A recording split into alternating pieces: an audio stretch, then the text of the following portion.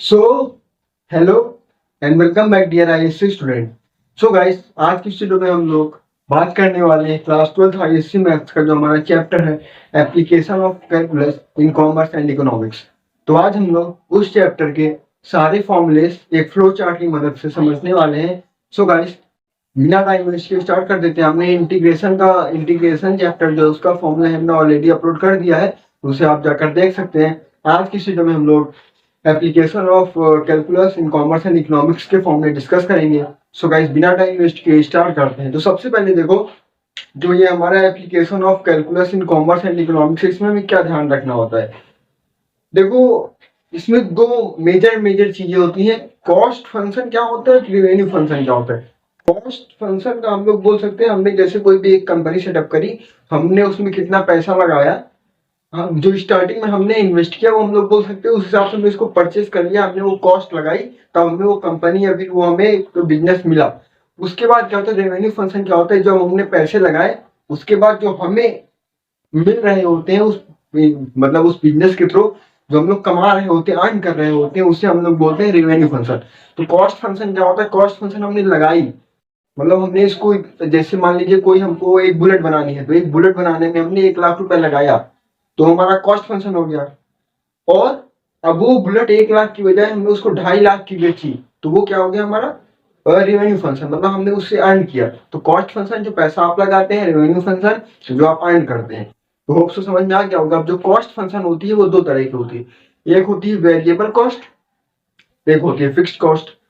Fixed cost क्या होती है, जैसे मान लीजिए आपको 2 बुलेट बनानी है, तो 2 बुलेट बनाने में मान लीजिए 50,000 का आपका सामान आता है, 50,000 का आपका सामान आता है 2 बुलेट बनाने में, और आप 50,000 जो है लेबर को देते हैं, मतलब जो आपके साथ काम कर रहे होते हैं, जो आपके अंडर जो काम कर रहे होते हैं। जैसे मान लीजिए एक बुलेट हमें बनानी है, एक बुलेट का एग्जाम्पल लेते हैं, तो 50,000 की का सामान है, उसका एक बुलेट का मतलब जो मटेरियल है आपने उसे मंगवा लिया 50,000, वो फिक्स्ड कॉस्ट है। और लेकिन जो आप लोग अपने लेबर को दे रहे हैं या फिर जो आपने आपके अंडर जितने भी ऑफिसर का लोग काम कर रहे हैं, आप जो उनको देंगे वो वेरिएबल होगा। क्यों वेरिएबल होगा, अगर आपने 4 बुलेट बनाए तो सामान उसको कितने का हो जाएगा, 50,000 का सामान एक बुलेट का था, तो चार बुलेट कितना हो जाएगा, 2 लाख रुपीज। लेकिन आप लोग जो लेबर आपके नीचे काम कर रहे हैं, जो वर्कर काम कर रहे हैं, आप उनको कम ज्यादा कर सकते हैं। मतलब आप लोग लेबर को कम कर सकते हैं कि हमें देर में चाहिए तो कम लेबर से काम हो जाएगा, हमें तुरंत चाहिए, आप लोग मैन पावर बढ़ा सकते हैं, आप लोग मैन पावर कम कर सकते हैं। तो ये जो है वेरिएबल कॉस्ट जो वेरी करती है टाइम के साथ, मतलब कि आपकी चॉइस के साथ, आप चाहो तो 2 लेबर के साथ, 2 वर्कर के साथ पूरी कंपनी बना लो या फिर 200 के साथ बना लो, तो ये वेरी करता है। लेकिन जो कुछ चीजें होती है जो कभी वेरी नहीं करती, फिक्स्ड होती है। जैसे मान लीजिए मुझे एक कोचिंग तैयार करनी है, मतलब मुझे कोचिंग बनानी है, मतलब पहले सेटअप करनी है, तो उसके लिए क्या होगा कि हमें एक बढ़िया सा घर लेना होगा, मतलब जिसमें 2 3 4 6 कमरे हो, जिसमें हम लोग एक कोचिंग चलाएंगे, और उसका हमको रेंट देना पड़ेगा जो कि हर महीने सेम रहेगा वो। या फिर मान लीजिए हमने इसको खरीद लिया है, तो मान लीजिए 2 लाख का हमने उसे खरीद लिया है, तो ये सब क्या है, फिक्स्ड कॉस्ट है।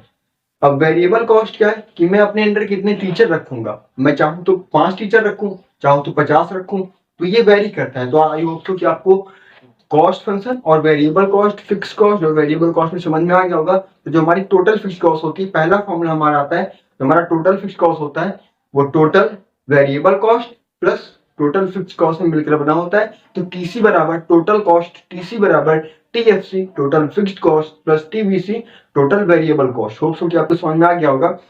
उसके बाद करते हैं एवरेज कॉस्ट की। तो एवरेज कॉस्ट बहुत आसान है, मतलब आप लोग मान लीजिए आपने 10 बुलेट खरीदी, तो उसका एवरेज कॉस्ट आपको क्या पड़ा, तो वो होता है एसी बराबर, हम लोग एवरेज कॉस्ट को एसी बोलते हैं, सी क्या है हमारे पास, कॉस्ट अपॉन एक्स, एक्स क्या होता है, number of commodities. Hope so क्या क्या होगा। उसके बाद बात करते हैं डिमांड फंक्शन क्या होता है। डिमांड फंक्शन होता है, ये एक ग्राफ होता है, मतलब ये एक रिलेशन होता है बिटवीन डिमांड एंड प्राइस। अगर आपकी बुलेट की डिमांड ज्यादा है तो आप लोग प्राइस बढ़ा सकते हैं, लेकिन अगर आप लोग की डिमांड कम होती है तो आप लोग प्राइस कम कर सकते हैं। जैसे मान लीजिए आपके पास स्टॉक में 10 बुलेट बची हुई है, 10 बुलेट आपके पास बची हुई, आपको उसको बेचना है, और अगर बाहर डिमांड ज्यादा है, मतलब आपके पास सिर्फ 10 ही बची है, बाहर डिमांड ज्यादा है, तो आप लोग इसका प्राइस बढ़ा सकते हो। या फिर मान लीजिए 10 ही बुलेट बची है, आपको इसको बेचना है और बाहर डिमांड बहुत कम है, तो आप लोग उसका प्राइस कम कर दोगे। तो ये होता है हमारा डिमांड फंक्शन। ये किसके बीच में, डिमांड और प्राइस के बीच में रिलेशन बताता है।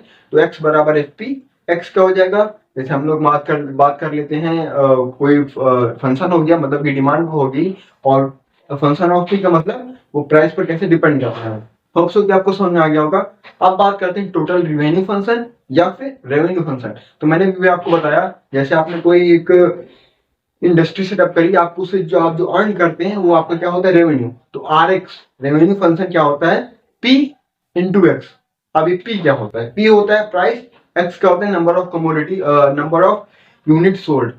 मान लीजिए अर्निंग क्या हो, जैसे मैंने अभी आपको बुलेट का एग्जांपल दिया, तो आपने इसको सेटअप किया और आपने बुलेट बना ली। अब आपको उससे पैसे कमाने हैं, आपने 10 बुलेट बनाई, तो आपके पास नंबर ऑफ मतलब कि एक्स, देखो प्राइस क्या है एक बुलेट का, 2.5 लाख रुपए या 2 लाख रुपए, और आपके पास कितनी बुलेट है, 10 बुलेट है, तो टोटल कितना हो जाएगा, 20 करोड़। तो आप लोग इस तरह कुछ मतलब कि पैसे अर्न कर रहे हो। तो P इंटू एक्स, पी क्या है प्राइस, एक्स कितनी क्या है, कितनी यूनिट है आपके पास, तो आपके पास 10 बुलेट है, तो एक बुलेट है 2 लाख की, तो और एक बुलेट 2 लाख की है, और 10 बुलेट है आपके पास, तो टोटल आपके पास उसको आप मल्टीप्लाई कर लीजिए। तो ये हो गया हमारा रेवेन्यू फंक्शन, हमने कितना कमाया, कितना अर्न किया। होप सो कि आपको आ गया होगा। अब आगे देखते हैं, आर एक्स बराबर क्या होता है, पी इंटू एक्स, पी क्या होता है प्राइस, एक्स क्या होता है कितनी यूनिट आपके पास है। उसके बाद बात करते हैं प्रॉफिट फंक्शन। आपने पैसा लगाया, आपको पैसा मिला, अब वो बात होती है आपका फायदा हो रहा है कि आपका नुकसान हो रहा है। तो ये चेक करने के लिए बहुत ही आसान है, आप रेवेन्यू फंक्शन मतलब जो आप कमा रहे हैं, जितना आपने लगाया था उसमें से माइनस कर दो, जो आप कमा रहे हैं माइनस कर दो जितना आपने लगाया था। हमने 20 लाख रुपए लगाया था, मतलब हमने मान लीजिए 10 बुलेट थे हमारे पास, तो एक बुलेट में 50, अभी मैंने आपको आगे बताया था 50,000 उसका सामान, मतलब उसके जो पार्ट्स होते हैं उसका था, 50,000 लेबर का था, वर्कर्स का था।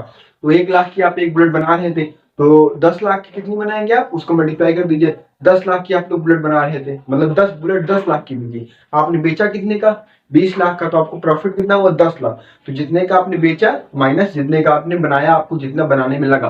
तो रेवेन्यू फंक्शन क्या होता है, मतलब हाँ, प्रॉफिट फंक्शन क्या होता है, रेवेन्यू माइनस कॉस्ट फंक्शन। तो उसको क्या होगा। उसके बाद बात करते हैं ब्रेक इवन पॉइंट। क्या break even point, break even point क्या होता है, ये वो पॉइंट है जहां पर ना आपको फायदा हो रहा होता है ना आपको लॉस हो रहा होता है। मतलब यहाँ पर आपको ना फायदा हो रहा है ना लॉस हो रहा है। मान लीजिए आपने कोई कंपनी बनाई, अब आपको क्वाइट करने का मन है कि हम नहीं चलाएंगे, इसको छोड़ देते हैं, तो आप लोग लॉस पे तो छोड़ोगे नहीं। तो आप बहुत लोग क्या करते हैं, उसको एकदम ब्रेक इवन पॉइंट पे ले जाके, अगर उनको फायदा नहीं हो रहा है तो जैसे तैसे करके वो ब्रेक इवन पॉइंट पे ले जाते हैं, ताकि जितना पैसा मैंने लगाया उतना मुझे मिल जाए और मैं कंपनी बंद कर दूं। तो ब्रेक इवन पॉइंट वो होता है जहां पर ना आपको कोई फायदा हो रहा होता है ना आपको कोई लॉस हो रहा होता है। आर एक्स बराबर सी एक्स, आपने जितना लगाया सी एक्स और आपको जितना मिला आर एक्स वो बराबर है। उसके बाद बात करते हैं हम लोग मार्जिनल कॉस्ट। मार्जिनल कॉस्ट क्या होती है, ये जैसे जो कॉस्ट फंक्शन है उसका डेरिवेटिव ले लो तो आपका हो जाएगा मार्जिनल कॉस्ट। उसके बाद बात करते हैं एवरेज कॉस्ट। कहीं पर भी आपको मार्जिनल आ जाए, marginal revenue function, marginal cost function, marginal profit function, तो आप लोग उसका डेरिवेटिव ले लो। और अगर कहीं आपको पूछा जाए average cost function, average revenue function, average profit function, तो वहां पर आप लोग जो आपके पास दिया गया है उसको एक्स से डिवाइड कर दो। एवरेज में क्या होता है, एक्स से डिवाइड होता है, मार्जिनल में क्या होता है उसका डेरिवेटिव लेते हैं। उसके बाद बात करते हैं एक और फॉर्मूला जो एम आर का होता है, मार्जिनल रेवेन्यू फंक्शन, वो होता है D R by D X. D R by D X अभी मैंने आपको बताया, कहीं पर मार्जिनल आ जाए, मार्जिनल रेवेन्यू फंक्शन का फॉर्मूला है, तो रेवेन्यू का आप डेरिवेटिव ले लो, तो M D D by D X of R, ये रेवेन्यू फंक्शन हो गया। रेवेन्यू क्या होता है, पी इंटू एक्स, प्राइस क्या है आपकी और कितनी आपके पास चीजें हैं, मतलब पी इंटू एक्स, तो D P into x upon D x. Hope so कि आपको समझ में आ गया होगा। यही था हमारा चैप्टर, यही थे हमारे सारे फॉर्मूले। अब इनको आप लोग इजीली अप्लाई करके कोई भी क्वेश्चन इजीली सॉल्व कर सकते हैं। तो मिलते हैं नेक्स्ट वीडियो में, तब तक के लिए ओके बाय।